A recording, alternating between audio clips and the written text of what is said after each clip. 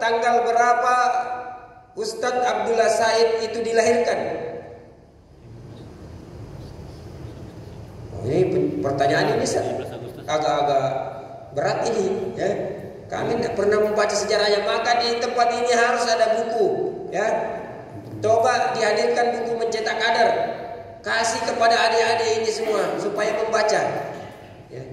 Kenapa penting Pak? Kalau bukunya sudah didapatkan, paling tidak ustadznya pegang lah, ya. Supaya ustadznya dulu tahu, nanti anggotanya belakangan, ya. Supaya enak mengajarnya kan.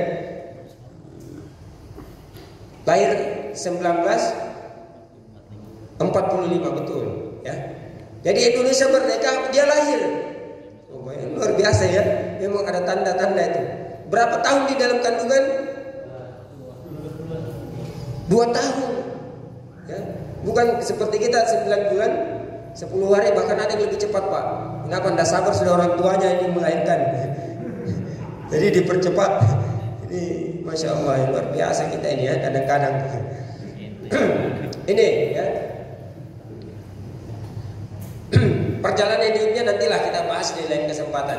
Untuk membaca kenapa dia sampai mendirikan yang namanya Hidayatullah. Kenapa tidak masuk saja ke Muhammadiyah? Kenapa tidak masuk saja ke Persis? Kenapa tidak bergabung aja ke NU? Gitu ya? Kenapa tidak bergabung ke MU dan sebagainya? Gitu ya? Tapi kenapa harus mendirikan satu yang namanya Hidayatullah? Nah inilah gambar beliau ya. Kalau nggak lihat gambar ini, lihat aja ini salah satu ini ya yang sudah taruh tadi. Inilah anaknya. Makanya beruntung sekali teman-teman yang ada di Bekasi ini. Jangan lihat dari Ustadz Muntazir zamannya. Saya juga tidak tahu kenapa tergerak beliau hingga memilih tempat di tempat ini. Allah. Kalau di pondok itu, apalagi di pondok NU ya, yang namanya anak kiai itu disebut Gus gitu. Maka jangan, tapi saya juga tidak menyarankan ya untuk memanggil Bang Tasir ini sebagai Gus Tasir. Tapi kalau itu terjadi saya juga tidak melarang gitu ya. Silakan saja teman-teman. Tapi saya yakin mungkin ada doa-doa sahabat-sahabat yang ada di Bekasi ini sehingga menggerakkan beliau ke tempat ini. Ya. Bukan karena muntazirnya. Bisa jadi ya. Takdir Allah Subhanahu bukan bisa jadi memang takdir Allah ya. Takdir Allah Subhanahu wa taala mengantar beliau ke tempat ini. Mudah-mudahan ini satu keberkahan bagi kita yang ada di Bekasi. Amin. Ya, insyaallah. Dan saya melihat Pak perkembangan Bekasi ini luar biasa ya. Luar biasa. Kenapa? Saya 1998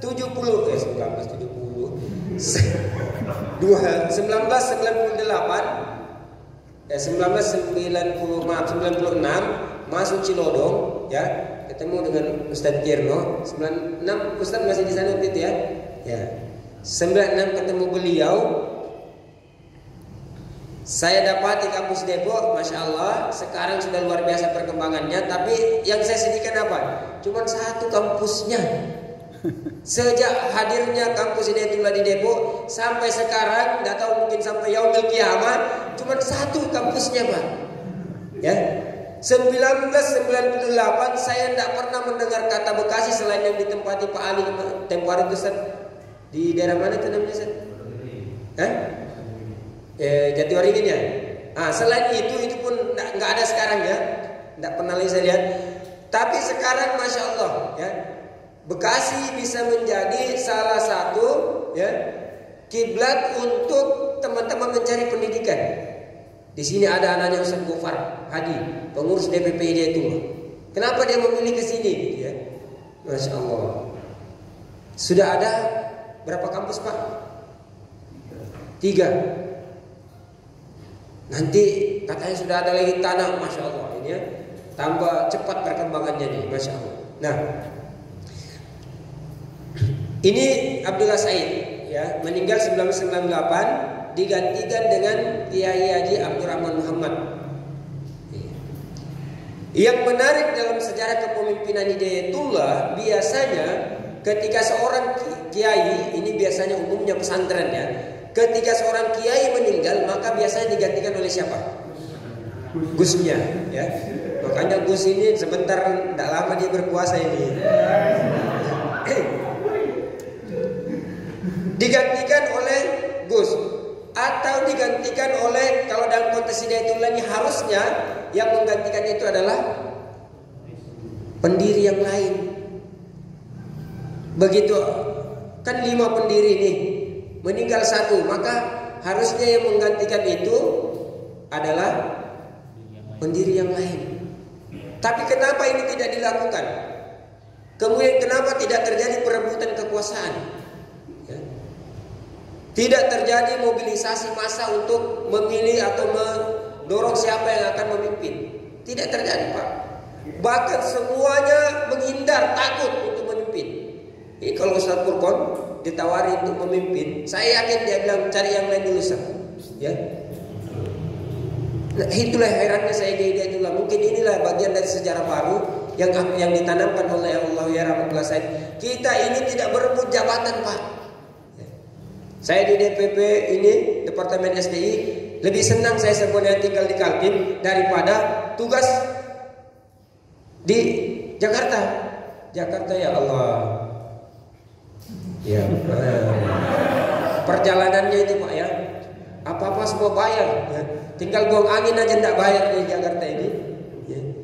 Tol itu saya tadi dari Depok naik tol sampai ke sini, berapa kali saya lewati tol itu ya. Saya bilang Masya Allah, ini luar biasa nih namanya hidup di Jakarta ini. Yang paling saya tidak suka di Jakarta itu adalah habis umur kita di jalan. Ya, habis umur kita di jalan gitu Pak. Makanya Ustaz Karyadi malas jalan-jalan dia. Lebih bagus habis umurnya di sini daripada di jalan. Ya Allah. Ya. Kenapa demikian? Karena Allah ya rahmatullah Said itu menanamkan ya satu sikap kepada kader-kadernya. Kita tidak meminta amanah, tapi kalau amanah itu datang kepada kita, pantang bagi kita untuk mundur. Ya. Ibaratnya kita akan berjuang sampai titik darah penghabisan semampu kita, ya. Sekuat tenaga kita. Antum ditugaskan sebagai ketua DPD, habis-habisan laksanakan tugas itu. Kenapa? Itulah jihad Anda sebagai ketua DPD. Anda ditugaskan sebagai ketua yayasan, habis-habisanlah melaksanakan amanah itu karena Anda sedang dipercaya, ya. Kalau kita memahami bahwa ini sebuah kepemimpinan di bawah jamaah, Anda diberi kesempatan, diberi tanggung jawab oleh pemimpin tertinggi Hidayatullah sebagai ketua yayasan dengan perpanjangan tangan ketua DPD, dengan di atasnya ketua DPD ada DPW, di atasnya DPW ada DPP, di atasnya DPP nanti sampai kepada pemimpin umum.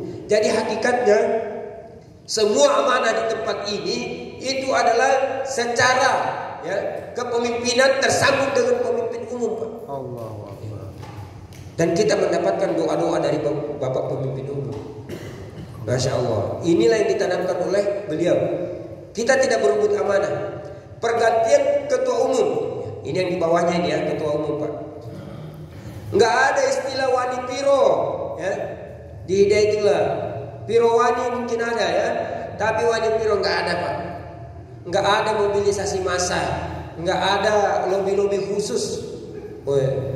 Kita yang dari Jawa lebih pilih orang Jawa, kita yang dari Sumatera lebih kita pilih orang Sumatera, kita yang dari Sulawesi pilih orang Sulawesi, kita yang di Irian pilih orang Irian. Susah Pak, karena Irian sebenarnya sedikit kan penduduknya, jadi kalah terus. Nggak ada ya.